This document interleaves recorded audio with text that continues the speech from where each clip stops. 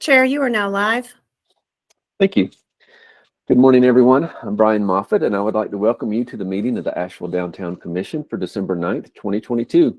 The Asheville Downtown Commission was created by the City Council for the sustainability and continued development of downtown, a vital urban center of Western North Carolina's economic, cultural, and visitor activity.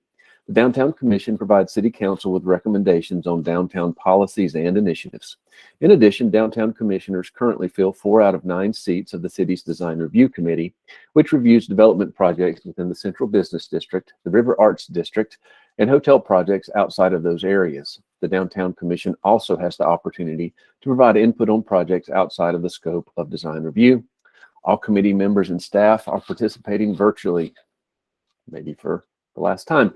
We are streaming live on our Virtual Engagement Hub, which is accessible through the Virtual Engagement Hub link on the front page of the city website and also linked on the committee page.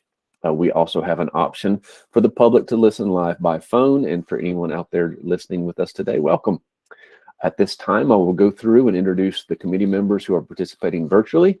You folks know the drill, how to mute and unmute if you are speaking. Committee members, as I call your name, please say a quick hello. Andrew Fletcher, thought I saw you log on. Good morning.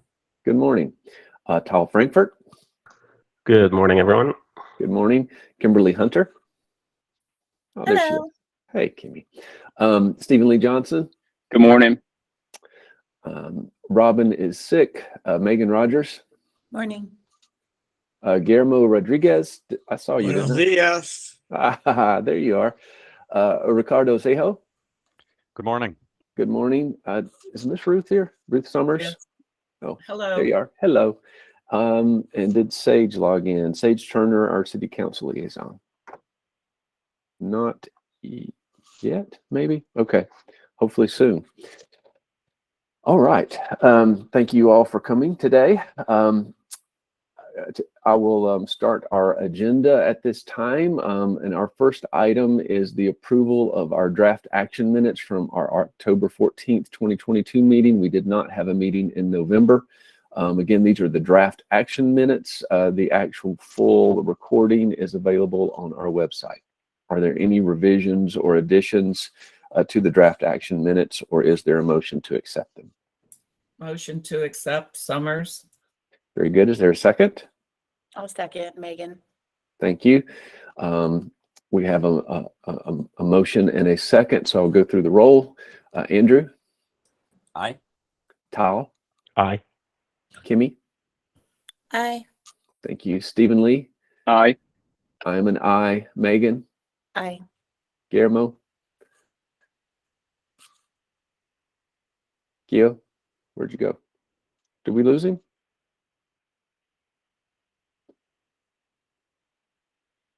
I'll keep going. Aye. Sorry, I was muted. There you go. Ricardo? Aye. Ruth? Aye. Very good. The motion passes. All right, so we've got a few items to cover today on the agenda. We will be talking about the college patent bike lane updates and making a recommendation on that. Hopefully we will have time to talk about the Pack Square Plaza Visioning project. We need to revisit the remote in-person meeting discussion. We want to talk, if we can, about the annual report and work session. And I'm going to shift a little bit. We normally talk about our public comment before we jump into new business, but I would like to allow the public to make a comment on the main item that we have received the most public comment for, which is the patent bike lane. So we're going to let Jessica Morris give her update on that project and the process, and then we will take public comment, and then we will have a discussion. Does that make sense to everybody? Yes. Very good. Jessica, you have the floor. Thank you. Good morning, everybody. Jessica Morris, Assistant Director of Transportation. Going to give you guys a quick update, hopefully, on this college patent bike lane project that is being proposed. Some of the key takeaways, and this is just kind of a summary of the presentation. We'll talk about city plans and policies, that directly call for more bike facilities. I'll talk about how the project connects to other bike lanes and other facilities. We'll talk about some of the concerns that have been heard throughout the process and how we've attempted to address those. And then we'll talk about next steps. So this is a diagram of the proposed project, and we are proposing to add protected bike lanes to College and Patton downtown, and that is the green lines. The red lines are existing facilities, and the yellow lines are future facilities that are proposed. So as you can see, we're attempting to make some connections to other locations, and I'll talk a little bit more about that. This is a couple of photos of what it will look like a little bit. We're proposing a bike lane on the left side of the street, which is actually found to be a safer option rather than the right side of the street, especially for one-way streets. So that is why we're proposing it there in short. Just to give some more context about why we're talking about this facility as well as others, the city is proposing and wanting to add more bike lanes because many of our policies and plans directly call for it. And it's not just about transportation and transportation connectivity, but it's also about climate resilience, community health, and also affordability. Obviously, through COVID, we saw a lot of changes, but I'd say a good one was that we saw an increase in bike and ped activity. And we also had a lot of things that we reimagined, particularly downtown, in terms of how we use our public space. And the vast majority of our public space is actually streets and sidewalks, especially downtown. We've seen electric bike use grow. And one really bad thing that we always rank at the top for is bike and pedestrian fatalities. So having connected facilities can facilitate safety. Additional context, where we stack up in terms of other cities with bike network connectivity. So you can see this 18 in this circle. That does not mean 18, we're ranked 18th in the country. It's a rating, so we're actually ranked 18th overall. I'm sorry, not ranked. We're rated 18 out of 100, which is not necessarily the best number. As far as mid-sized cities, we are 302 out of 455, so we fall in the 34th percentile. And this is a rating system that the People for Bikes group has come up with. There's also other groups that have ratings, such as the League of American Bicyclists. As far as our network, which is looking at network connectivity, we are an 8 out of 100, and the average for all cities this year was 25. So we're well below average in terms of network connectivity. Here's some of our supporting plans and specific goals and objectives that are called out in our plans, including the Living Asheville Comp Plan, the Asheville in Motion Mobility Plan, which does specifically recommend bike lanes on Patton Avenue between Clingman and Biltmore. And then, of course, the 2009 Downtown Master Plan, which calls for continuous bike and pedestrian routes tied to regional systems. So that's a bit of the overall context. Why is this project in particular being proposed? College and Patton, as you know, are main east-west streets through downtown. They connect to East and West Asheville. This project would connect existing bike facilities and future facilities.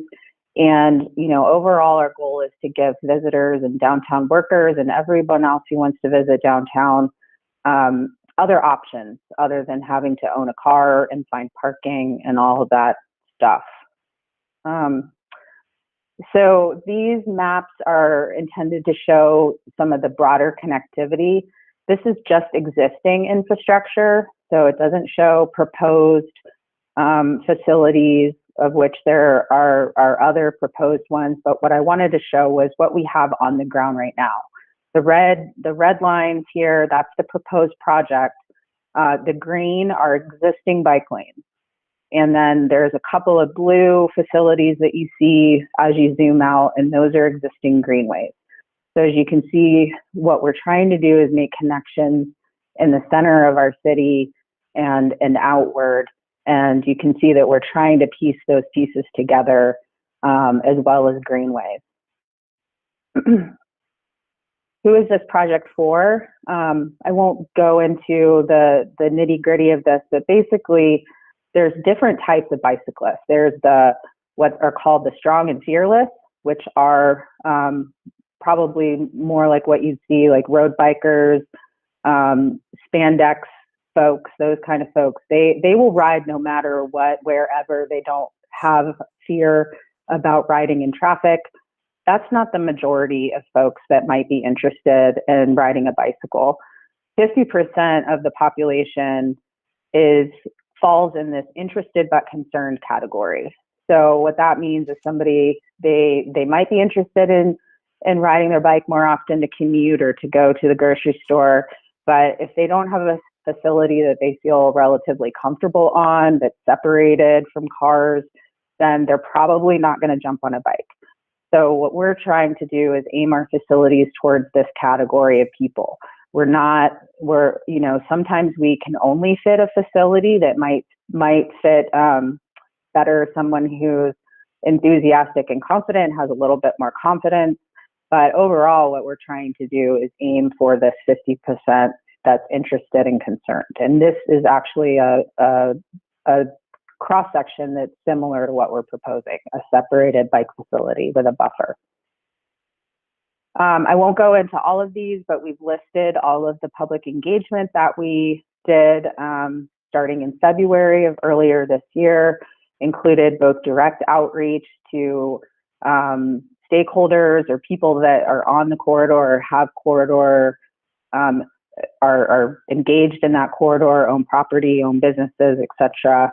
And we also had a lot of, I'll say, indirect engagement, which included meetings with Multimodal, Downtown Commission, and Public Space Management Committee, and others. And these are just some of the news articles that were out in the very beginning of this project back in March.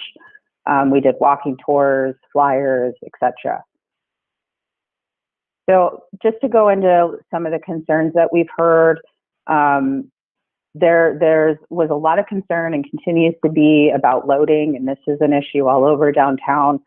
The concern here is similar to other locations where loading and deliveries are taking place outside of loading zones because there's just not enough space. Through this project, we are going to be adding approximately 115 feet of additional loading zones and adding one new loading zone, and I'll show you that in a moment. Parking lots, of course, is a concern that we've heard. There is an impact to parking. There's 16 metered parking spaces that would be proposed to be removed. 10 of these are where we are converting to loading zones, and that's something that we heard a lot about and think that that would help the loading situation. Traffic congestion is another that we hear. The volumes on this street on these streets are between 4,000 and 6,000 vehicles per day. And this is actually a very, reasonably low number for what can be handled by a single lane street. There's some comparisons for you. Haywood Road, 2 times greater volume. Biltmore Avenue, 2 times greater volume, and so on. And those are other single lane roadways that we have in town. You can look at this probably more closely in your PDF or in this presentation, but what we're pointing out here are some of the places where we've added loading zones. We've added, I'll say, significant loading space on Patton, kind of in front of the Lobster Trap. Several of those parking spaces there, we're just going to convert everything to loading zone. And then on College, on the north side, there's existing loading space that we are lengthening and expanding and removing, I think maybe 3 or 4 parking spaces or 7 parking spaces from this area, but converting it to loading zone. One of the things that has come up a lot is the loading zone that's here at Pritchard Park. We're proposing to move that to the other side of Pritchard Park, This roadway here is quite wide and there's space to do that. It is smaller than what we have on the north side of Pritchard Park. We're also going to be converting this little bump in space here to loading zone. And so overall, what we're looking at is an additional 100+ feet of loading space.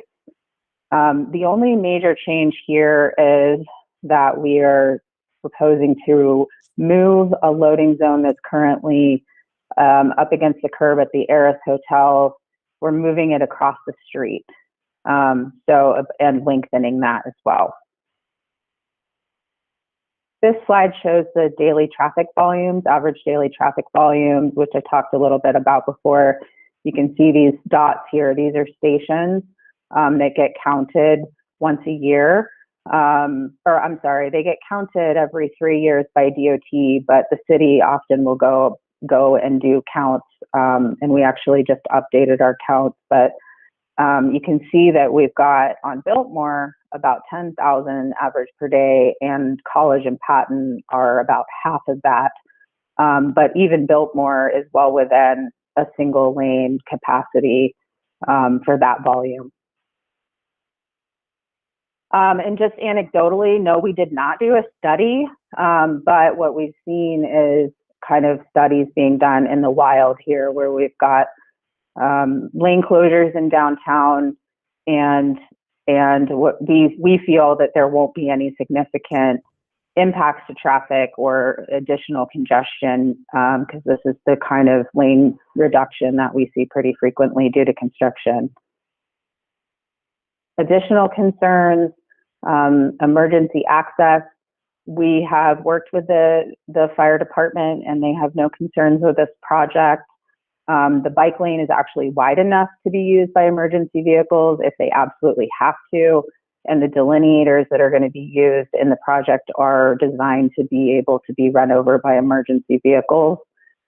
And adding bike facilities actually has been shown to improve safety for all users, because you're providing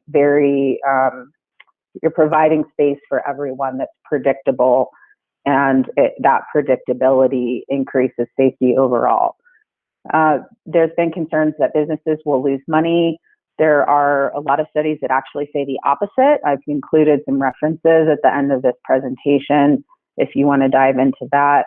And of course, we always are hearing that the bike advocates are the ones that are advocating and pushing this project. But as I've mentioned, these kinds of projects are longstanding policies that the city has, and we have other commissions and groups that are interested in the project as well. We also, one of the things we did recently, mid-November, we met with the Public Space Management Task Force, which, as you know, is a subcommittee of this group. There was, I would say, very limited attendance on that day. And so I don't know that I personally would characterize it as having like the most broad and diverse group of folks there that day. There was definitely a majority of people that were there were not in favor of this project. So I wanted to mention that, since they are a subcommittee.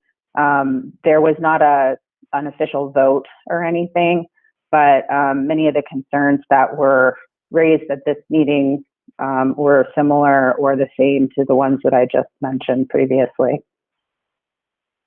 As far as our project timeline, we're kind of where this green line is. We're trying to finalize up our stakeholder engagement and our engagement overall. If there's any final changes to the plan, we would go ahead and make those. And then next steps would include preparing bid documents, issuing a bid, selecting a contractor, and then ultimately the city council would have to approve the construction contract. And I sort of just said all this stuff. I will mention that we plan to go to the Planning and Economic Development Committee meeting, which is a council committee, on January 9th. And I'll likely give a similar presentation, maybe a little bit shorter, to them, and there will be public comment opportunity at that meeting as well. And this is just a repeat of our key takeaways. and summarizing the project overall.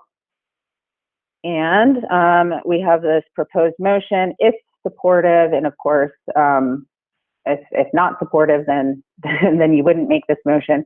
And I think that's all I've got for you. So I am going to stop sharing for the moment. Thank you, Jessica. Okay, so I want to note that we have received a good bit of public comment that has been thoughtfully arranged for us. Thank you, Dana. And it is linked on the Asheville Downtown Commission's page as part of our materials. And 1 second, Gio. If there are any, I wanted to go ahead and allow any current callers, if we have any current live public comment that needs to come in now. So is there anyone in the queue for public comment at this time? Yes, we have, it looks like 4 or 5 people in the queue, and bear with me. We'll see if we can figure out how to make this work. So I'm gonna look for caller with the last 2 digits, 23. See if this works. Shoot.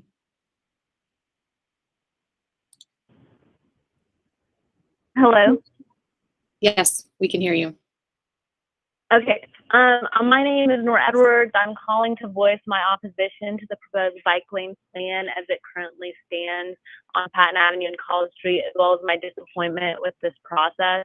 The majority of business and property owners weren't notified or given an opportunity for input until after the plan was announced in the media. I've seen the stakeholder engagement tracking, and it represents very few businesses and demonstrates from the businesses that were represented the concerns that we all have and that transportation has been unable to address. The plan, as of right now, really demonstrates the lack of understanding of our current needs, especially in the Pritchard Park area, with concerning mainly unloading and loading and accessibility issues. If you look at the Pritchard Park area on the current plan, the only loading zone that would fit a semi is in front of the Wells Fargo building, which is the furthest point from any of the 14 restaurants, bars, and retail spots that surround the park. Many of these loading and unloading take like 7+ trips. Sometimes we have 6 semis or loadings like passenger vans at the same time around the park. And so I don't know how we work around that if that is the only loading and unloading designated to the area that would fit a truck of that size. And then you add in the restaurant trash pickup, bus stops, the current construction on the hotel, and it just is really unrealistic. I am a cyclist. I support multimodal transportation and the expansion of bike lanes in a realistic manner. But I feel like there's been a lot of misrepresentation of the project, and our comments and outreach have been met defensively and dismissed. I hope that people will actually take the time to come to our block and observe our current challenges and help us come up with a solution that's realistic, because I think that, in the future, multimodal transportation, we will move in that direction, but I don't think what's being proposed is realistic at this time. Thank you for your time. Thank you. All right, next caller. Last 2 digits are 18. Let's see.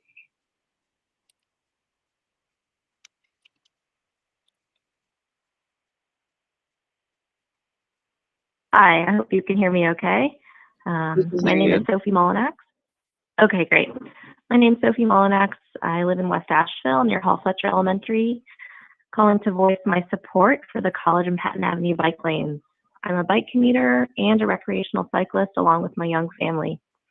You probably saw a picture of my 2 kids on one of our cargo bikes on slide 23 in Jessica's presentation just now. Every day that it's not pouring rain or below freezing, either my partner or I ride downtown from West Asheville and back with our 4-year-old to and from her school downtown. We are an intentional 1-car family and acknowledge our great privilege of having choices in how we get around. Every time we opt to bike instead of drive, we open up our roads and parking spots for someone who wants to or needs to drive their car. We bike as a family downtown to events, restaurants, and businesses, and of course to Splashville in the summer. Having more bicycle infrastructure will make it safer for my family and others who might be less comfortable cycling to do this. I urge you to support the College and Patton Avenue bike lanes as another link in the chain for more connected and complete multimodal infrastructure to facilitate lowering our city's vehicular carbon emissions and to help move Asheville down on the list of North Carolina communities with the most pedestrian and bicyclist injuries and deaths. Thank you so much. Thank you. 2 down. You're doing good, Dana. I'm going to try this without saying the digits because I think they get a prompt. So let's see. Okay.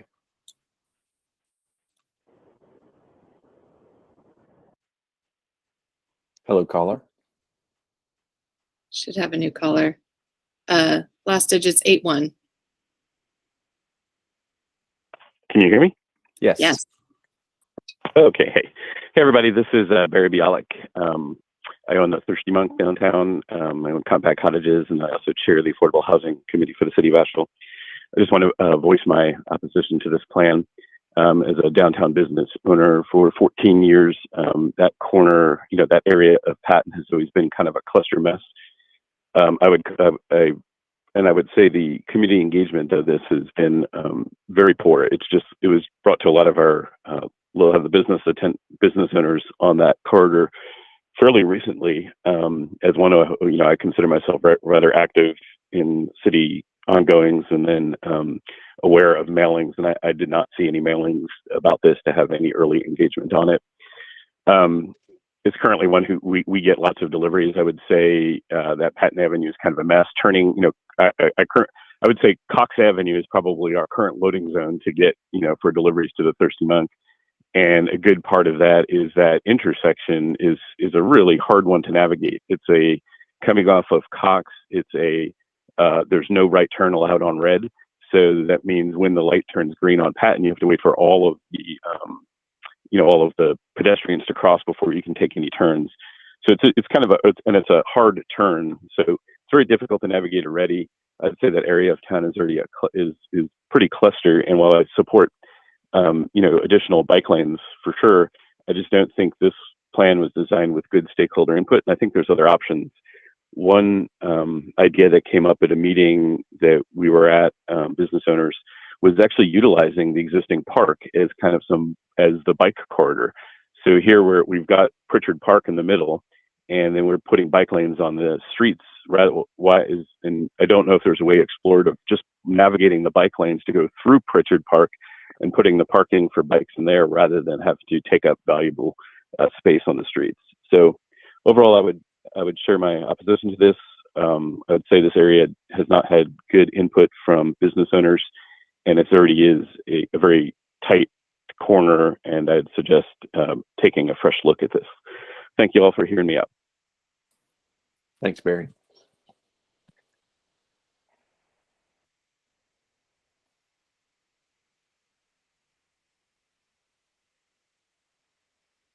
Okay, next caller. Good morning. Hi, we can hear you. Go ahead. Thank you. Good morning. My name is John Knorr, and I'm an attorney with the Robertson Stevens Law Firm, and I'm speaking to you on behalf of the Biltmore Company this morning. The company, if you're looking at slide 16 on the presentation, owns the building that is in that center block there and has some very deep concerns about the proposal as it's currently constituted. And what they have asked me to do is to ask that this commission continue its consideration or move its determination or recommendation until its next meeting, so that we have adequate time to try and talk with the members of the commission as well as attend a meeting and provide additional information about these problems. Two of the biggest problems are one, that when the building for the Biltmore Company was originally constructed, it retained a number of easements that we believe makes the proposal, which moves the bike lane to the north side of our building instead of continuing on the north side of College. Unfortunately, just not a legal option for the city to pursue. The second reason, and I know that it was mentioned by staff, that moving bike lanes to the left side of the road may generally be a safer option. In this context, it is not, because the entrance to the parking for the Biltmore building is underground and on the left side of College, which would put this bike lane in a situation where bikers were going through traffic and cars were trying to take a left through the bike lane into the building, which creates a significant safety issue for bikers and for the cars that use the building. The last is, and I know I only have 3 minutes, but I think the company only recently learned that this was going to be on today's agenda. I can't exactly speak to that. I was told about this late last night and asked to attend, and the reason for that is the attorney at the firm that has been working on this with the city for months at this point has recently been diagnosed with cancer and is undergoing chemo treatments today and could not be available. And I only mention that because Biltmore is not at all opposed to this project on a whole, but it doesn't believe that as it's planned to have this lane on the southern side of the road, it's safe or legal, and would like for this project to be reconstituted in a way that could achieve the city's goals and respect those easement rights and the safety of bikers at the same time. So again, we would ask that my understanding was public comment was going to be before this presentation, so I apologize for asking for it now because I couldn't raise a hand or indicate otherwise. But we'd ask that you not make a recommendation today, that you hold off, continue this to your next meeting so that you can get the information you need to make a well-reasoned decision on this. Thank you. Thank you.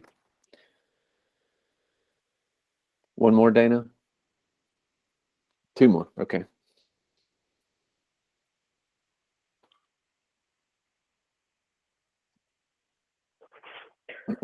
Hello, yes, my name is Richie Rizel. I'm one of the owners of the Flying Bike, which is an electric bike tour company that operates adjacent to downtown. And I'm calling to support this plan. We, as a company and as a proprietor of the company, use this corridor on a regular basis. We put as many as 30 to 40 people through this part of downtown, including parents with children on a daily basis. And one thing that we have found over time is that the centrality of this, which is what puts it into contention, obviously, is why this sort of improvement is necessary. The roadway as it exists now is often chaotic. There are lane mergers, departures. There are, of course, deliveries, as have been mentioned by other commenters, but those deliveries, because they're not in demarcated areas, occur in a haphazard manner, often with trucks parking in ways that obstruct views of pedestrians and cyclists and other cars. And by making these improvements, safety and order would be brought to the street, undoubtedly. Lives could be saved, but it's also a beginning step of an improvement. And this project, as it has been scoped, is flexible in manner. It's one that can be iterated upon, and it is absolutely an improvement on the state of the street now.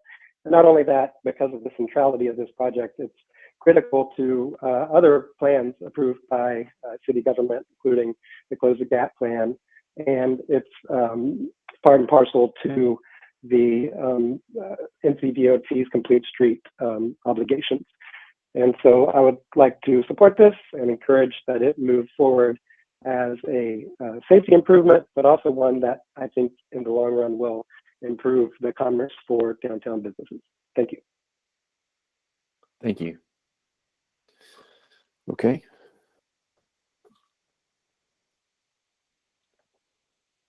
We have at least one more, right, Dana? Okay. There are several callers I see connected, and so if those folks are wanting to make comments, I think you need to call back and press *3 in order to be connected to make comments. So I'll just flag that now, but we have one more in the queue. And I'll go ahead and say before the next caller, if someone calls in for public comment while we're having our discussion, we'll try to engage that. The point is not to and I wanted to apologize to Mr. Noor. Yes, the agenda did say that, but I'm trying to order our public comment with the discussion at hand so everybody can follow along. Okay, I apologize, caller. Please go ahead. Hi, yeah, I think you might have cut into my 3 minutes that the recording told me I had, so I'm not sure if I'll be cut off. My name is Jan Shockett, and I am a property owner on Patton Avenue at 14 and 16 Patton Avenue.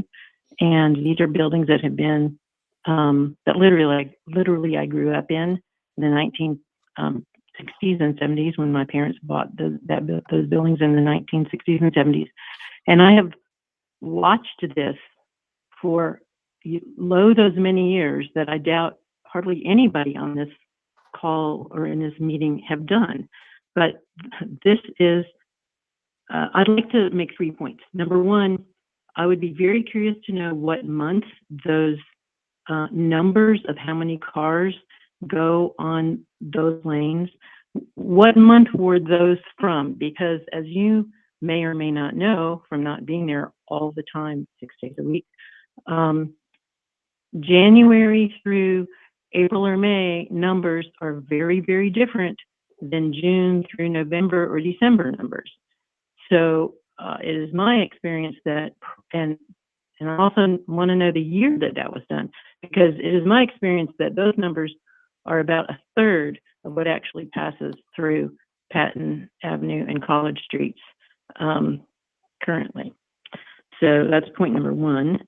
Point number two is, why don't you send a survey out to, well, business owners? We didn't get the survey or the information that you sent.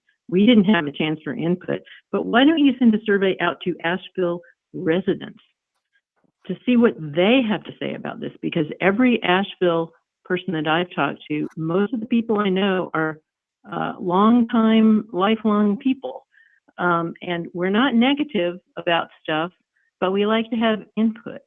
And we have also all seen many people blow through town with great ideas who want to make them happen. And then within 5 years, they're gone, and we're left with the results, if that actually ends up happening, if they actually end up happening. So every single person that I have spoken to said,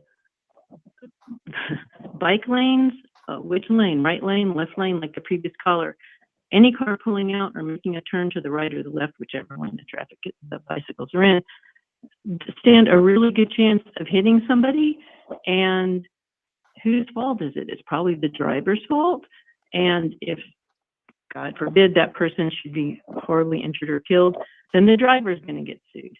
Seems to a lot of people that I've talked to that, you know, a very small number of people, i.e. the cyclists, are trying to have this happen when it really affects a much larger number of residents and tourists. Remember, 1 million people come to downtown Asheville every day. I mean, I'm sorry, every year. That's a lot of people, and they're mostly not riding bicycles because there's a lot of them and they have a lot of luggage. So I'm just not in favor of this, as you can tell, and I really would like for you to postpone it. It's not a bad idea. There are many other possibilities with having bikes go through downtown, but at this time, when there are not other connecting bike lanes for them to really connect up with perfectly, and when it's not been discussed enough, I think it's really important that this be postponed until a later date for a vote or a conversation. Thank you. We do have one more caller on the Okay, line. go ahead.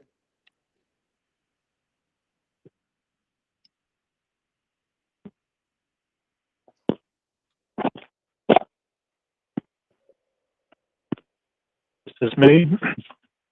Yes, we can hear you. Go ahead. Okay, thank you. My name's Hunt Millette, and I own the buildings.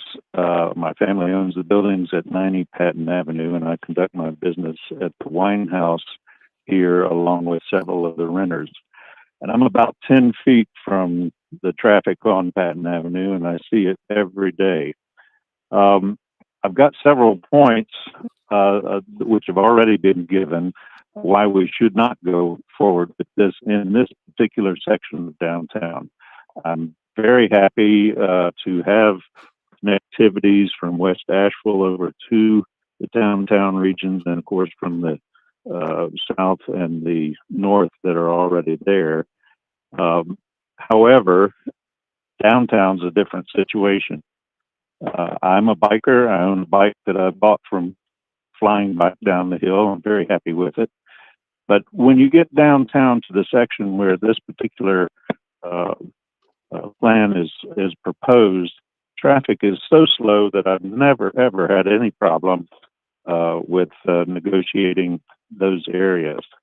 Because the traffic is slow, that kind of gives a false lean to the idea that the traffic count is so much within the one lane scenario that the city planner had given.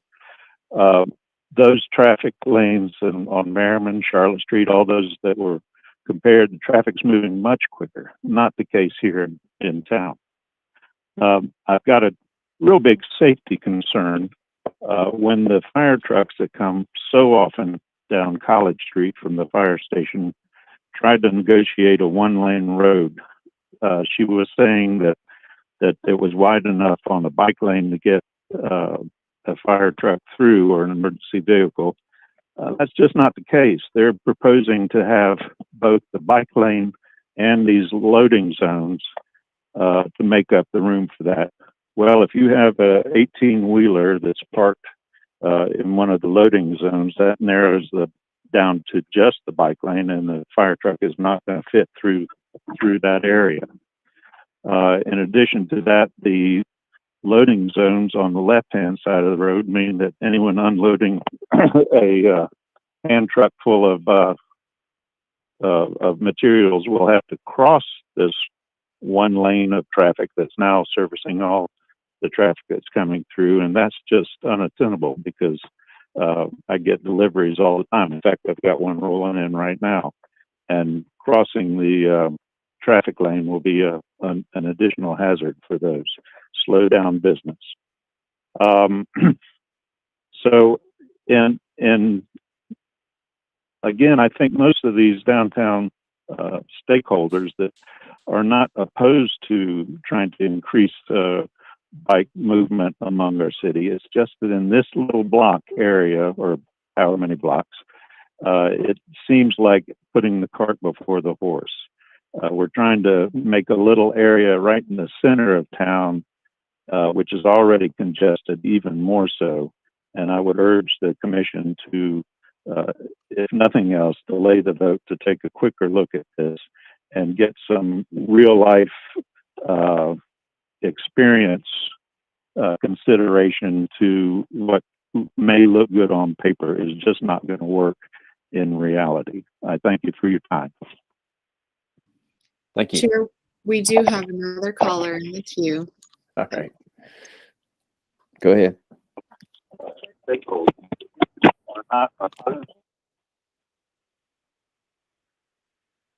Hello, caller. Are you still there? Looks like they may have disconnected. Let's give it just, oh, you there, caller? Yes, I am. Go ahead. Okay. Hi, I'm Patty Glazer. Can you hear me? With Yes. Glazer Architecture. I've been a resident of Asheville for 40 years and have worked downtown, and am a business owner and property owner there for that full time. And although I've already submitted a lot of written comments, I thought I would just highlight a couple things for those folks who are listening and haven't received any written information. A lot of these points have already been made, but I do need to reiterate that as both a business owner and a property owner on the route, we did not receive any notification. And although the plan has been modified slightly, given some recent input that the business owners and property owners have made, that there's still a lot of issues. The deliveries, although the transportation guys tout how many linear feet there are, there's really an issue of the size and the location of those delivery areas, as well as, you know, beer trucks, beverage trucks have to load and unload on both sides of the truck. They would be in the one moving traffic lane or in the bicycle lane, which clearly is not safe. I think part of the problem is, given the fact that the width of the streets is not going to change, that the two streets that you've selected, College and Patton, just really aren't wide enough to be able to afford to give up a lane and have a single lane of moving traffic. If a bus stops to unload people, if somebody's dropping off someone to go to work, if there's a handicap person, that will stop 100% the traffic to a standstill. I think that's a concern that hasn't been addressed. And the other thing I'd like to address is this talk about people cycling to work. From folks I've talked to, these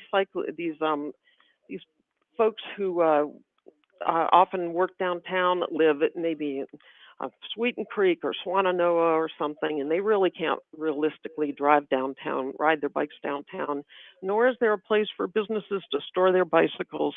And even if they patronize businesses downtown, the cyclists I talk to do not want to leave their bicycles on the street. They know they'll be stolen. So I guess what I would encourage you to do is continue to look maybe for a place to put bike lanes downtown, but take them off of these two streets where clearly we have so much congestion already with the deliveries, the tourists, the folks looking at their cell phones. And if you push these bike lanes off to other east-west corridors, it'll be a much safer situation and it won't compromise the future of these operating businesses. So I would like you to consider that as an alternative. So thank you very much. And I won't get into any more specifics since we've already sent in written statements that really is a compilation of at least 30 of us business owners in the area. Appreciate it. Thank you. Thank you. No more public comment? Okay. Okay, I've got, based on some of the public comment we heard, which is one of the reasons I wanted to let Jessica speak and then hear some public comment and then maybe give Jessica a chance to respond to some of the things we heard. Does that sound okay with everyone before we get back into our discussion? So I wanted, Jessica, if you don't mind addressing a couple of points that I did not see in your presentation maybe, or I just missed it. So one was a question of when were the traffic counts, the average daily traffic volumes given. That's a one. And then if you could address, there's two specific pieces of the plan. So there's a lot of people voicing support and a lot of people voicing opposition, but I heard two specific places for the opposition, and one had to do with loading, unloading around Pritchard Park, and the other one had to do with the location of the bike lane on the north side of the Biltmore Company building, or that south side of Patton right there. So if you could address again the when the traffic counts were taken, if you know that one. And then address loading at Pritchard Park and the bike lane at that part of Patton just north of the Biltmore building. Those were the three specific pieces of opposition that we heard that I'd like to see addressed. Thank you. Okay, I'll do my best, and you might have to remind me. But so these traffic counts here actually from NCDOT. And when it says annual average daily traffic, what they're doing, these are stations that some of them are permanent stations, and some of them are, and when I mean permanent, that means they're actually embedded and they're counting all the time. And some of them are spots that they do, I believe, once a year. And what they do is they calculate the average annual daily traffic. So it's not just one point in time, it's throughout the whole year. And then they average it out over the day. So there could certainly be fluctuations up and down, different times of year, but on the whole, these are the average daily volumes. And I will say that the capacity of, generally speaking, the capacity of a single travel lane is about 12,000 vehicles per day. So it's, like I said before, we're seeing traffic here in downtown that's a lot less than what you even see on Charlotte Street, where we just implemented a road diet. So, from a traffic engineering perspective, these volumes are relatively low, speeds are low, and there shouldn't be an overall congestion problem. Will there be, is there going to continue to be congestion in the peak hours? There could be, but overall, there should not be a significant impact to traffic. That answer question number one? It does, and I wanted to point out that average annual daily traffic is actually a public application that anybody can go to on the NCDOT website, and you can go right to Asheville and pull that up for the years going back through 2002. Mm-hmm. All right. Okay, so the next one was loading, unloading around Pritchard Park. We heard several folks talking about that. And moving the loading zone to basically right across from Wells Fargo, away from kind of where they have some loading and unloading zones now, and there's a ton of restaurants around that. If you could address that, please. Sure. And one thing I wanted to mention is that it's not shown on this current drawing, but on the Patton Avenue, where we've got the Restoration Hotel that's currently being constructed, and right in front of the Asheville Discount Pharmacy, there are some existing loading zones. I think they're being shifted a little bit with the construction of the restoration project. So there is some additional loading zone that's going to be here on the south side of Patton Avenue that's not shown here. So yes, we are proposing to move the existing loading that's taking place here on the north side of Pritchard Park, and there's also a space for a police vehicle, and so we've transitioned all of that over to the other side of the park. It is a change, and it is something that I think delivery drivers will have to get used to. Unfortunately, the city can't provide a loading space for everybody, and it's going to be convenient. Loading spaces are going to be convenient for some businesses and inconvenient for others. Every time we move one, somebody benefits and somebody doesn't. So it's a change. It's a transition, and it's definitely something that we've thought about really diligently. And it will be, like I said, a benefit for some and not for others. I will say, though, that loading zones are something that, we control in my department, and we can change them if we need to. So, is it something that we can look at maybe taking some loading zones or some parking spaces here in front of Tupelo Honey and Mayfels and make some loading space there? That's a possibility that we could look at for sure. Again, trade-offs. If you're taking space from one place and moving it to another, it hurts some and helps others.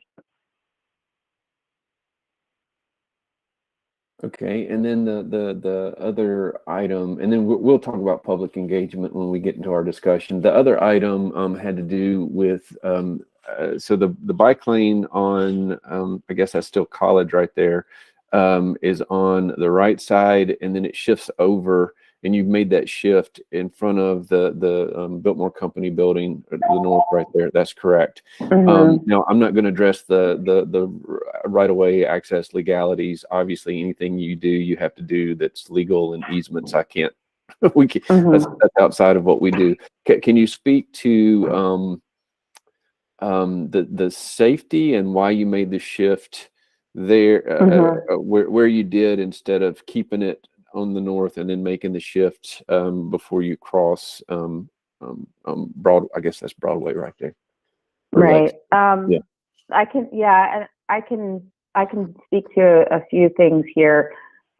So over to the east, there's an existing bike lane on College, and and that's also where College Street. This is where College Street goes from two-way to one-way.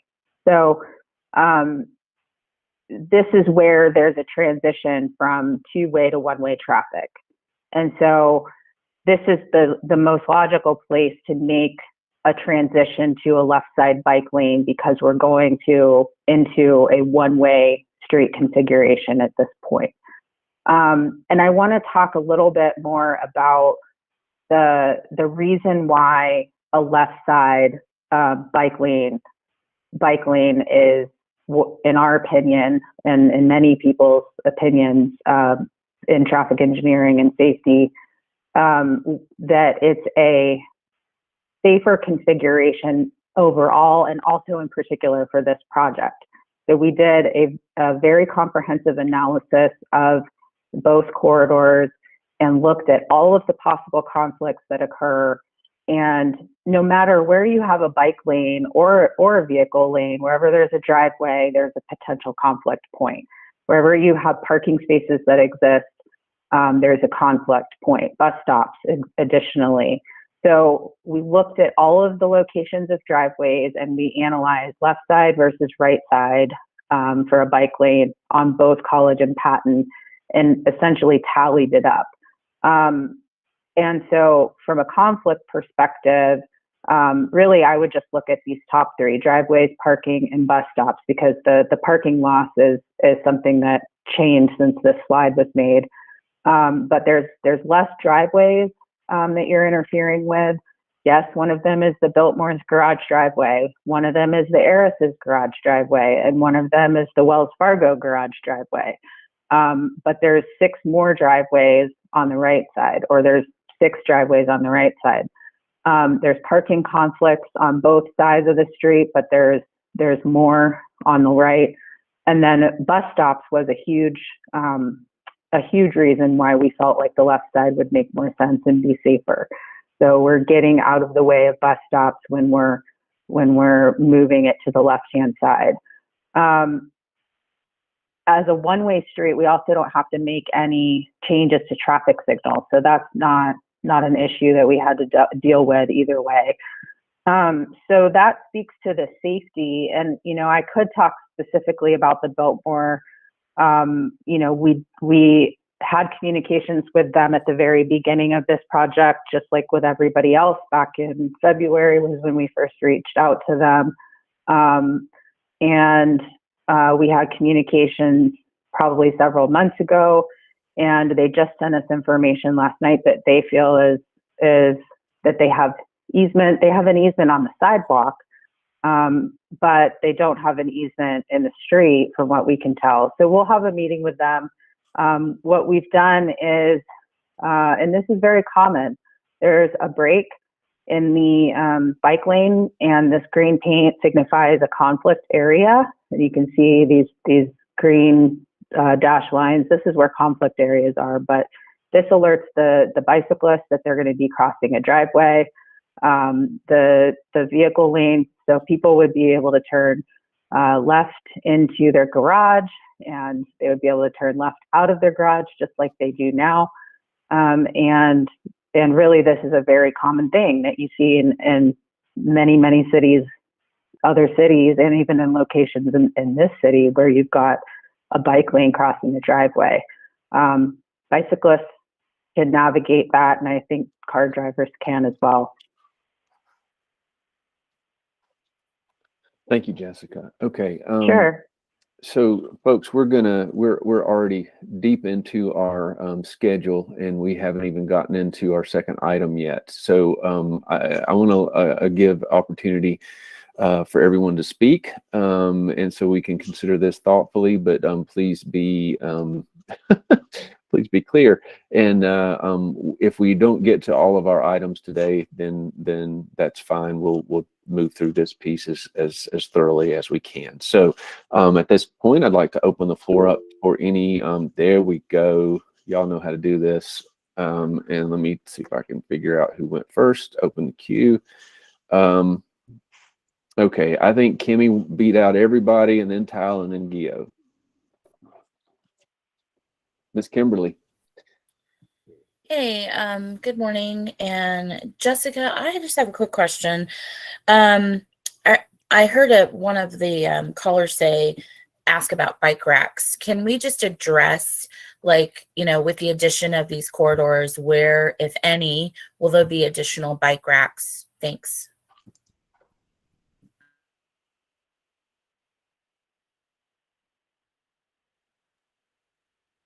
Jessica, you're muted. Sorry. I'm sorry. There will be additional bike racks. There are existing bike racks throughout the corridor, and we plan to add more. We've looked at places actually where we can potentially add a bike corral, which is you've seen. We have one on Biltmore. We have one on Haywood Road where there's a set of bike racks all together. So we haven't pinpointed or I'll say finalized any specific locations right now, but the intention is to add pockets of bike racks throughout the corridor. Thank you. Both corridors. Kyle, go ahead. Jessica, thanks for the very thoughtful overview, and thank you to everyone that called in. Moving in from a city that has bike lanes and very accommodating for cyclists, I can totally see the value of this. At the same time, we do have to be considerate of all the business owners, and it doesn't sound like they were super involved in this process. From the slide deck, it looks like the property owners were notified. So I wonder how many of the people that actually own the businesses and might be renting or leasing from the owners were involved. And if it sounds like there should be another effort to have a conversation with the business owners regarding the average. So I don't know that average is a really good way to look at the number, at the traffic. I'd be interested to know how many months we're crossing the 12,000. So is the number the same in October, or in November or September? I wonder if we have actual numbers to see if we're crossing the 12,000 cars a day. And as a whole, I don't fully understand why the lanes need to go there. We can connect the lanes through other streets and create less disruption for the business owners. So I would also like to understand if there were other routes that were evaluated and why did we choose those, other than trying to connect it. But it should be relatively easy to move bike lanes. So if the concern is connecting bike lanes, then maybe we can move them. Let's go ahead and address, if we can, the engagement issue, because I'm at a bit of a loss on that, because we talked about this in June, y'all. This group did. March. But it was presented to us as conversations have already happened, right? And so I looked at my notes and I'm like, okay, well, why did we not have any objection during that time? And my understanding was that everybody was engaged and was surveyed and gave their opinions, and it doesn't sound like this is the actual case. Mm-hmm. Yeah, and this is a thing that we just struggle with all of our projects is engagement and getting people's attention. And we certainly, I think, as a city, can improve our engagement efforts. So what we did was we did send letters to property owners, which we recognize are not necessarily business owners or renters. We tried to fill that gap by delivering flyers in late February to businesses. And those letters and flyers had information about virtual meetings and walking tours that the city was going to do. Prior to the virtual meetings and walking tours, we sent a press release out, and that's kind of what spurred on several of the news outlets putting some information out, which is indirect, but we were trying to have some broad publicity as well. I sent an email out prior to that to as many stakeholders whose email I had. So, I recognize that none of this is perfect. And we could likely have done even more flyer deliveries and letters and such. But we honestly did try to hit as many people as we could, and obviously it sounds like folks did not get the information. And then we did all of the in-person walking tours and virtual meetings in March, and then followed up with downtown commission, multimodal commission, etc. So that's what we did. It didn't reach everyone, and that's something that we continue to struggle with as a city organization, is engaging with our folks.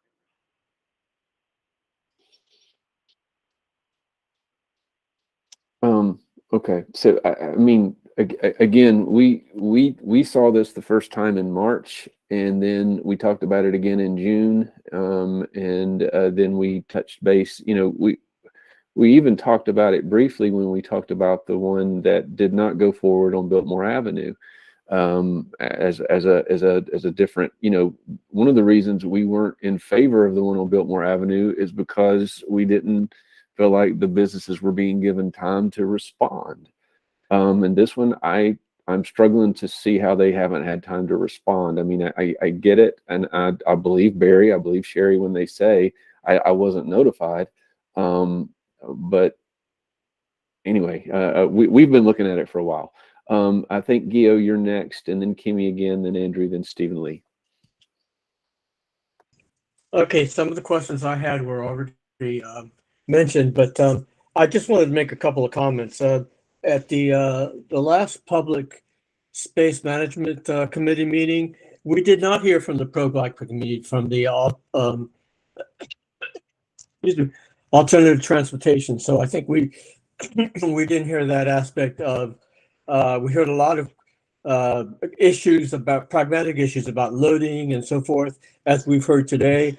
But we did not hear from the bike community, and I was very surprised how many positive statements we got from our this week's public input written changes. The other thing I wanted to talk about very quickly is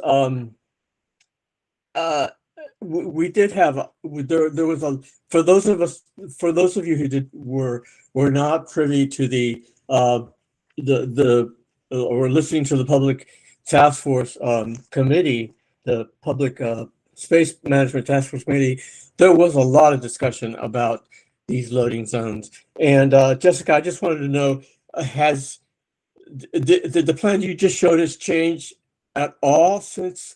Okay, all right. So it's the same plan that we reviewed during the public space management committee meeting. Thank you. Yes. And then and I also want to say that there was a lot of discussion about enforcement. I think Stephen Lee brought up the issue of active enforcement of loading zones and so forth, and I just wanted to make sure that the public knew that there is a real aspect of this, that to make it work, there must be enforcement of the parking, and that's it. Thank you very much.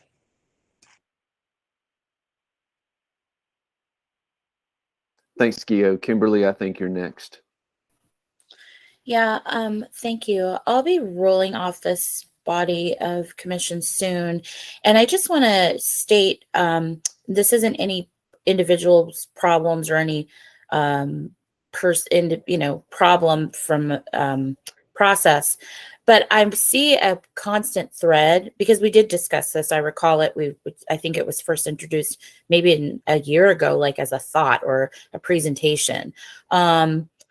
There's a systemic need to identify and engage various groups of stakeholders, and I see it repeated in everything that we deal with. And the three that I think I heard from, and I'm going to say this out loud so it can be captured, a lot of riders and users have been engaged from just, that's how they want it because they use it. Then the other group is business owners who actually are leasing. And then the third is real estate owners. And I think one of the challenges, again, I'm speaking more broadly, but this is like the beta that I'm using. is one of the challenges that I think we can, you know, when I roll off, I'd be happy to continue and support around this particular need, is identifying the various groups of stakeholders and making sure there's enough volume of each of those stakeholder groups to be able to make you know, a proper assessment as to how everything intersects. And I think you said it really well, Jessica, that not everybody's going to win, but a win-win-win on certain aspects can happen based on stakeholder intersection. So I just wanted to name that. And I think, as you stated so eloquently, the city, county, and public bodies, muni bodies do their best with the resources they have to engage the public. At the same time, every single issue, every single thing to vote upon, every single person's rights intersects with multiple other stakeholder rights, and to be able to convene those in a way that makes sense and have enough body of information is challenging. So I just wanted to name that, put it on record somewhere. Make note that it's a habit. I see that it's constant, even though everybody makes every effort to do their job well. So thank you. Stephen Lee. Thank you. First, Kimmy, I think that's a great idea, and the way that you presented that. Every project I know is a learning situation, and there's probably some things that could be learned from this, but it is tough. I'm going to do this kind of real quickly. I've had a lot of time to think about this. We've seen this several times now.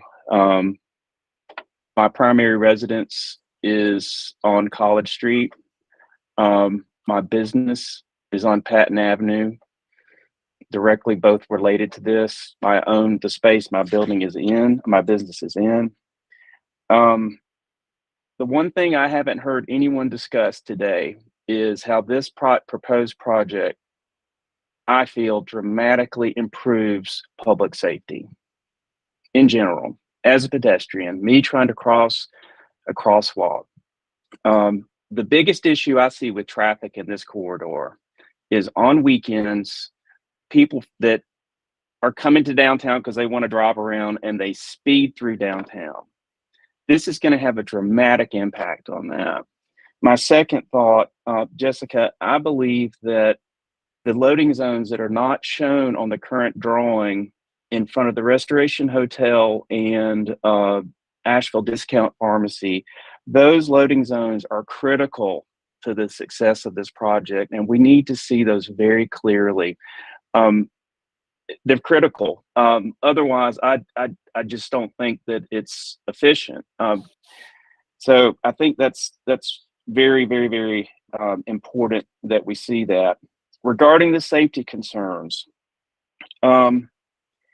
we've been told from staff has communicated, and this has been reviewed with our public safety department, the fire department, police department.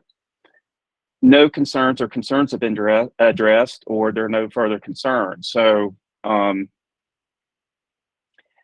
think for me that speaks for itself. If they don't have concerns, they're the professionals, they're the guys having to navigate equipment through the city in the case of emergency. And I would greatly respect their opinion in this situation. Lastly, I feel that this creation of a new type of loading zone is actually going to make the loading zones much more readily available for the people it's intended for. Right now, as we discussed last month, the loading zones are just used freely by people that aren't unloading stuff, and they'll park there for 6 hours. And it's keeping businesses from using them. It's keeping residents from being able to unload groceries and goods.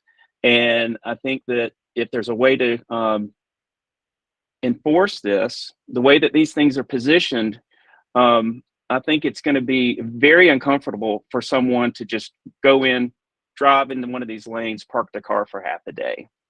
And I think that that is a very, very strong consideration everybody needs to think about. Those are my comments. Thank you. Wonderful. Andrew, let's start to wrap this up, close us out. Thanks for the presentation, Jessica.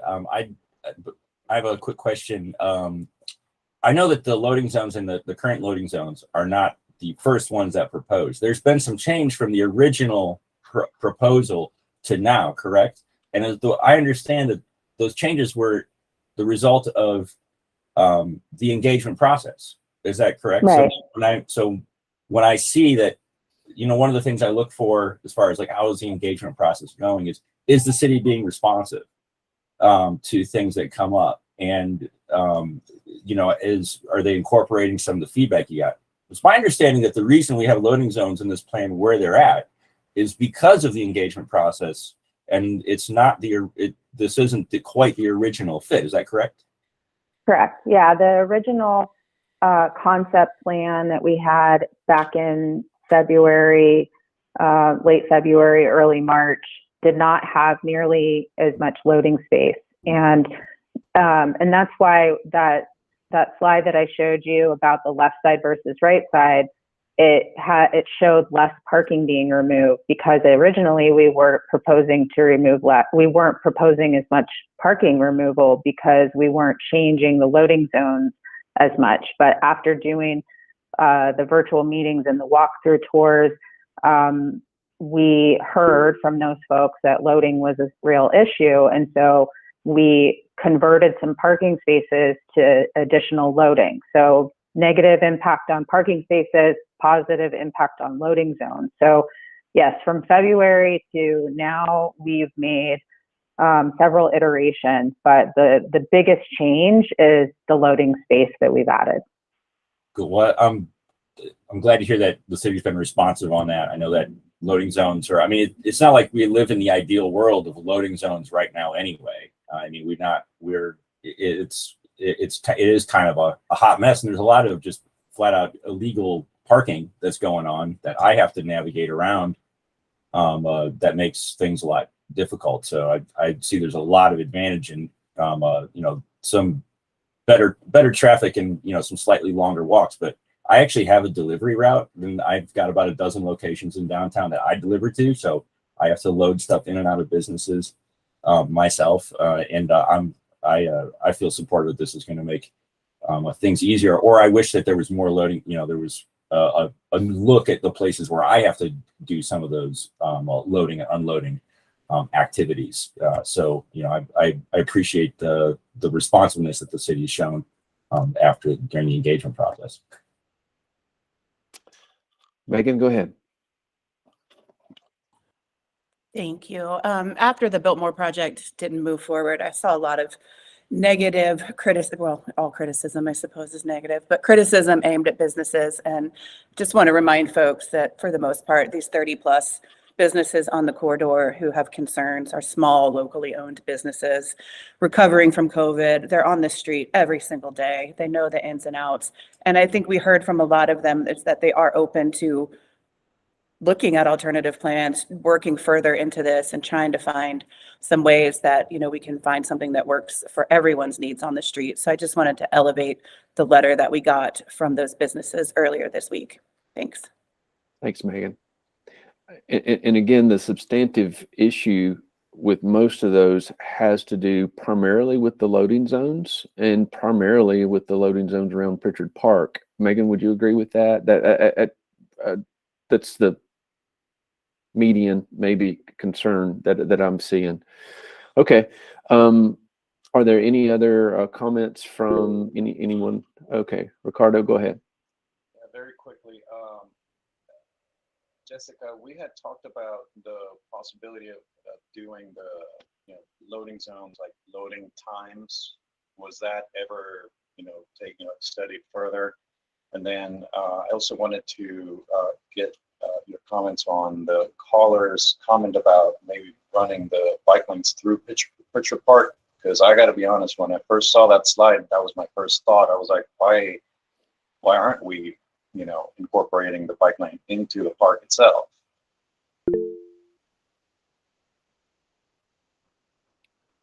So to your first question, okay.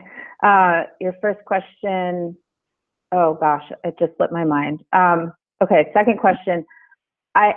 I don't exactly know what's meant by running them into the park. I mean, there's definitely grade changes in the park. There's steps down. There's like a sunken area in the park. There's a bunch of trees and benches and fountain. And so I don't know what that means. If the intention is to put the bike lanes on the sidewalk, I'm not sure that personally, I don't think that makes sense from a safety perspective.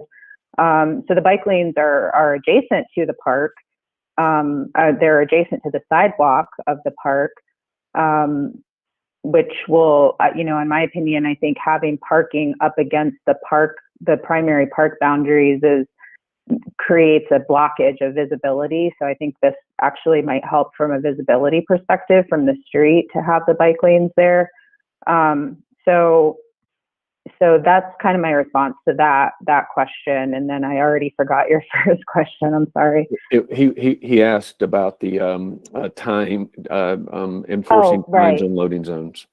Yeah, and my answer I think is similar to previous, is that we've got to do something. I think it's going to have to be a separate initiative that the city undertakes to figure out better ways to do loading and delivery. Because like I said, we can't give everybody a loading zone, and it's not the most efficient use of our curb space, which is very valuable. And so creating turnover, whether it's parking space, a loading zone, or whatever, we need to find a better way to manage that. And enforcement isn't necessarily the whole answer, and it can't be, because we just don't have enough people to do that. I will say that we are trying to do more enforcement of loading zones, and we've just purchased some equipment that's going to help us with that, and with people that are abusing the time limit on loading zones. And that technological improvement is going to help us be more efficient with that aspect, but it's not going to solve the problem. So I do think that it's a project that the city needs to take on and try to fit into the work program somehow. And I think I said before, not everything needs to be a big technological investment. We could figure out a way collectively to do some kind of simple permit system, but we wouldn't want to do anything without having a larger conversation with all of the business owners downtown.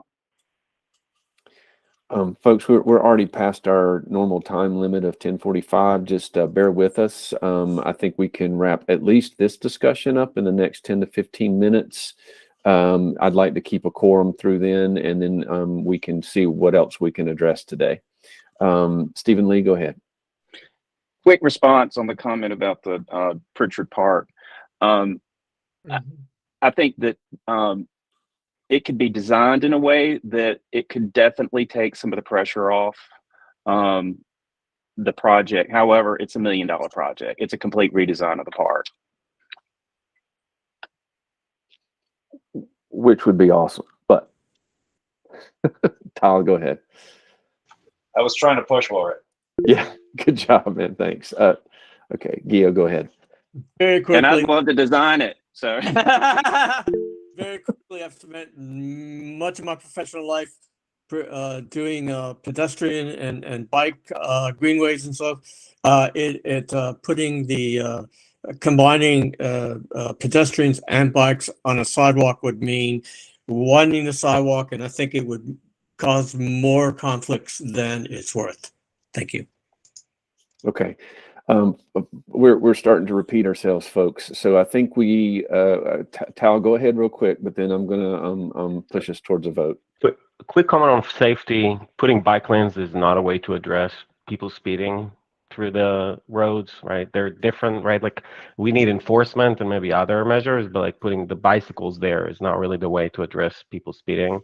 And I didn't really get an answer on what other routes are evaluated for this. So my recommendation is going to be to delay the decision and vote on this until more people have time to evaluate and respond to this. So let me clear up a procedural issue real quick. One, our vote doesn't make the project go forward. We would just be voting to recommend it, and it would go to the there's another one that it goes to after us before it goes to council. Council's the one who votes on this, not us. Our vote just recommends to council. Jessica, go ahead and address his east-west question, Mhm. and then we're going to move towards something. Mhm. Sure. So let's see. The only way I can think to say this. So we've got bike lanes on Hilliard, which is the only other east-west corridor that goes through, fully through from east to west. So, and we're trying to connect to that. And we've also got bike lanes on Ashland and Cox. So we're trying to get people north, south, and east, west. So there isn't another, in my opinion, east-west corridor that thoroughly goes through. I mean, we've got bike lanes on College Street here by Pack Square, sorry. And our intention is to get them all the way out to Tunnel Road. We also, I should mention the I-26 project. Eventually that will happen. And there's going to be bike lanes on the new Bowen Bridge. There's going to be, and there is a greenway right here to the south side of I-26. And our intention is to have bike lanes all the way into downtown on Patton, so that we're truly making an east to west connection through downtown to east and west Asheville. So, the other thing I want to say is that, bicyclists they're not always just traveling through somewhere. They're trying to go to the same places that everybody in a car is, right? Like, we're talking about downtown workers and others that might want to just come downtown to go to a restaurant. They want to be able to access those things too. And so having them go on a lot of circuitous routes is not always not always the better thing for that. So that's my response to that. Thank you. All right, folks. I've got two folks that want to jump off at 11, and they desperately want to vote on this. So here's what I'm going to suggest. I'm going to make a motion that we recommend implementation of the College Patton Bike Lane project. Find it in the public interest, aligned with the city's comprehensive plan, Asheville in Motion plan, and downtown master plan. The project would enhance east-west mobility and diversify safe transportation access options for workers, residents, and visitors coming to downtown. I do recommend on this condition that the City of Asheville Transportation Department continue to work with to properly delineate all loading zones on the proposed plan, that they would continue to listen and work with the businesses along that to make any required adjustments. And I would also note that what we're talking about is not major infrastructure. This is mainly a restriping project, and could be adjusted even in the future if something's not working out, and that we maintain communication through the implementation of this project as it goes forward. That's my motion. It's very long. There you go. Is there a second? I will second that. This is Gio. Okay, very good. That's a motion and a second. And so I'm going to put everybody on the spot. Andrew. Aye. Tal. I am now ready to support it. Okay. Kimberly. Aye. Stephen Lee. Aye. Megan. No. Thank you. Gio. Aye. Ricardo. Aye. Ruth. No. Thank you. Sage. She's not. I thought I saw Sage. Okay.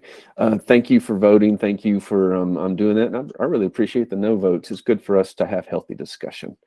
I think that motion carried, did it not? Yes. Okay. So again, there's at least one more public engagement piece of this going forward. I believe that the public can engage with this before it goes to council. And as this is a council matter, you still can go to council and engage there. There we go. Any questions on that one? And Gio and Kimmy, thank you for sticking with us to the bitter end. Right, really quick. I know you made the motion. Did you also vote? I may have missed. I was trying to count. You said aye. I'm sorry. Oh, did I vote? I think I voted. I'm aye. Yes. There you go. Thanks, Andrew. Sorry. Yeah, no problem. I may have missed that, but I wanted to make sure that it didn't get by. Yep. Very good. So I think it was Tal, Megan, and Ruth that were nay, is what I wrote down. Is that right? Okay. Ricardo, did I get you? I can't remember. I think I did. Now my memory's slipping. Okay. Thank you, everybody, again for that, and we will keep going. So, hey, Sage, go ahead. Hey, just real quick, y'all, and I'm a little under the weather. Sorry about my voice, but generally speaking, as we're reviewing more and more of these roads and bike lanes, I'm listening very clearly to what I hear is a call for more types of engagement, not just how. An example I would like to revert to is if you came to the Haywood Road Corridor repaving meeting just a few nights ago, NCDOT rolled out some interesting new ways of showing it. They had table-long versions of the streets. They had clear overlays of bike lanes and stuff. You could like play with it like a child playing with Legos. And the impact to the residents was substantial. People understood more, et cetera. So what I'm hearing is if we're going to keep doing these, as we keep doing these measures of change in our streets, we need to do more of that type stuff. And, you know, however this one plays out, it will go to PED and council and so on. But I want you all to hear that I do hear more engagement is needed all around and better tools at. And I think our staff are very capable of that. And I just thank everybody for hearing this again. I know it came to the council commission already, but I appreciate the extra input today. Thank you. Thank you. Okay, so I don't know that we're going to get through all of our items. Stephanie, we might shoot. We could try. I mean, it's up to you Hi, guys. Chair. Yeah, I know that not everybody might be able to stay on, so I'm not sure the value of presenting to half the group. It's just up to you. We certainly can send an update by mail, by email. Yeah, or- let me do this. I'm going to shift our agenda around. If everyone can hang on for about, give me at least 10 more minutes. So what I really want to do is I want to talk about the remote in-person meeting because that's the most prevalent. Maybe Stephanie, you could talk about just maybe send out something as an update, and we can do the same thing with our updates and reports if needed. And then I wanted to give Tal a chance. He had requested some time today. So very quickly, I'm going to move on if that's agreeable to everyone. If not, yell at me. Okay, hearing none. So we voted last session in October, as we were told to whether we were going to continue with remote or in person. In the meantime, the city has developed the capability of providing, allowing us to do live streaming during our meetings. Now they can't do the full public engagement online like we're doing right now. Again, public comment can come in ahead of time via email or calls, but any public comment to our meeting, if we went live, they would actually have to come in physically to the meeting at this time. But with public engagement, honestly, we've only had a couple of years here. We've only had a lot of call-ins on this issue today and the Duke Energy thing, and I think people would come to those anyway. I would support going to in-person with the live streaming option, and we need to have a vote on that today. Any questions on that? Go ahead, Andrew. Yeah, you know, for me, the getting the ability to do live streaming in person, like that was just announced in that first floor conference room. That was really the decision point that I made going the opposite way in October. That was, I think, at that meeting where I voted for to be remote. But with this new capability, that was really the hinge point of where my decision was on this. So if we can be in person, where I think the quality of our work is better, and we can be have the ability to live stream so people can connect and watch from home live and review after the fact, you know, which is helpful for both our record keeping as well. You know, that really changes my mind. So I'm going to be in favor of the meeting in person for the next year, and I'm happy to make a motion for everybody's ready. Any questions on that from anyone else? Tal, go ahead. Can we change the time? Can we start earlier if this is an in-person, or I think we will. Our old time was We used to be 8:30. 8:30. 8:15 you had to show up. 8:15. Hey, Yeah. Dana. Okay. Hey, Dana. It's okay. Baby's, you're up anyway. Some of us So work nights. yeah. It would really impact if I was able to attend in person, frankly. Yeah, you all have the ability to set a new time. Yeah. I mean, we can do 8:30. We can do 9. We can talk about that. You know, but for me, the ability, I'm really keen on public engagement as much as possible. So I'll say that my biggest concern is that these meetings have never ended on time, and it's easier to stay longer when it's remote. So that would be my biggest concern, because I have a full day ahead of me, and if I add the 30-minute drive, then I cannot stay. So that, I think, just a consideration. But I would Okay. vote for in person. okay, I think our meeting length has to do with the chair not keeping us on task. I would like to make a motion that we move to in-person meetings at City Hall. And that right now we go back to the previous time of our in-person meetings, which would be at 8:30, and be out by 10, I think is what we tried to do before. Second. All right. No, mark, set, go. Andrew. Aye. Tal. Aye. Stephen Lee. Aye. I'm an aye. Megan. Aye. Gio's gone. Ricardo. Aye. Ruth. Aye. And Sage. You get a First- vote. First board I'm on that wants this. Aye. Yay. Yay. In person, get to see your happy, smiling faces. And Regularly. everybody can throw tomatoes directly at me instead of afterwards on the email. Okay. If you need to go, Ruth, go ahead.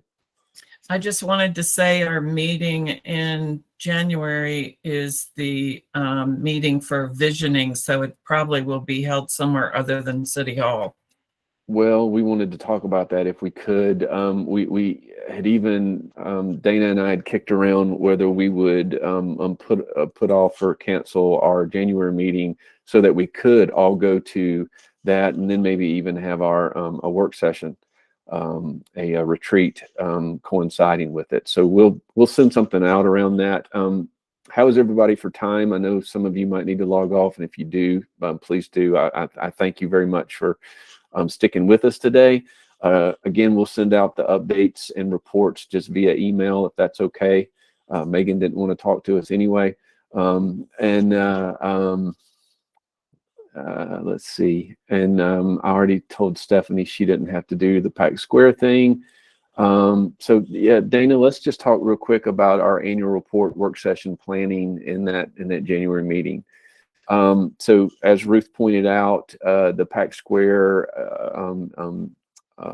what is that? Design workshop. Design. Thank you. Yeah, that. If you haven't had a chance to go to one of those or see their stuff, I'm really looking forward to talking about it today. But I think Dana had suggested that maybe we not have our January meeting, and in lieu of that, go to this work session instead, and then potentially have a retreat afterwards. But it would mean, kind of blocking out most of the day. So I think either that, I know that's a lot to ask. We do have some business to take care of, recommendations for the annual report, and Brian and I have started thinking about some other items for the retreat, but the annual report is due in January, so we have some work to do. So we could either tack a meeting on after the design workshop, which ends at 1, so we could say, for the remaining portion of the day, or we could look at the next week. Or we go ahead and have our meeting 8:30 to 10, and then just crash the design workshop all at once and kick over the tables. That's true. It starts at 9, but yeah, if we could. Okay. Anyone have any strong opinions on either one of those options? What's the location of the design workshop? Is it in Proctor? I mean, is it Thanks, Tyler. Is it near our in-person meeting if we were to have it, or just? It will be downtown. Steph, are you on? I don't think we've 100%. Oh, she is hopped off to another meeting. We need to just nail that down today. So let me let you all know that. I do think it would be in close proximity. Okay. Any strong opinions on either of those options? I would like to have a little work retreat with you folks and figure out exactly who we are and what we do for a living. Go from there. So what we'll do is Dana and I will put together a little doodle poll on some of our options on that and send that around. And I think we do probably need to have a meeting that day, Dana, because I think we're also supposed to vote on chair at some point, right? We're supposed to do that in January. I think we could do that in February. Okay. So depending on how much time we have, and to have our existing officers get us through that meeting, I don't think it's a huge deal to delay that till February. We could do it in January. Okay. Okay. Can I just note one thing? We have 2 virtual engagement sessions coming up Monday and Wednesday of next week. And we have the link to join those. So I'll make sure you guys have that. I'll send an email out today, and your help getting the word out for those would be awesome. And that's for the Pack Square visioning project. Exactly. Yes. Yep. So we had a number of focus group meetings on different topics. These are just general engagement meetings. But it's absolutely, we'll be going over, similar content as we did in person, and we would love to get good representation and input. Okay. Tal, or if you're still on and you want to, has he already dropped? I think he dropped, didn't he? Okay, shoot. He had an item he wanted to bring up to us today, so we'll try to address that at our next meeting. Okay, I apologize for the haphazard manner in which we had to run this meeting, but I think we had a needed conversation, and hopefully everyone felt like they had a chance to give input and engage. And we'll send out the poll regarding our January meeting, assuming we have the January meeting, as it will be in person. Yay! Brian, Right. did a great job navigating that. It wasn't easy. Yeah, juggling chainsaws is always fun. Okay, with that, part of the things that we're going to talk about will be staffing updates, and so yeah, let's plan on the officer elections probably February, because even if we have our January meeting, I would like to keep it short so that we can move on over to the Pack Square visioning and have as much input as possible. Okay. Any closing comments from anyone, or otherwise I'd love to adjourn by 11:15, only 30 minutes late. Yeah, I'd just like to note that, in my opinion, officer elections should be held at the first meeting of any new appointments, which we will not have this year, but in the future would be in February's, because as council would make new appointments in January. And I feel like those people should be seated. So just to keep us on schedule for next year, I think it's a good process to have officer elections in February. That's a good point. Thanks, Andrew. Okay, I move that we adjourn. Is there a second? Second. Very good. All in favor, log off, and we'll talk to you later. Thank you. Thanks, everyone.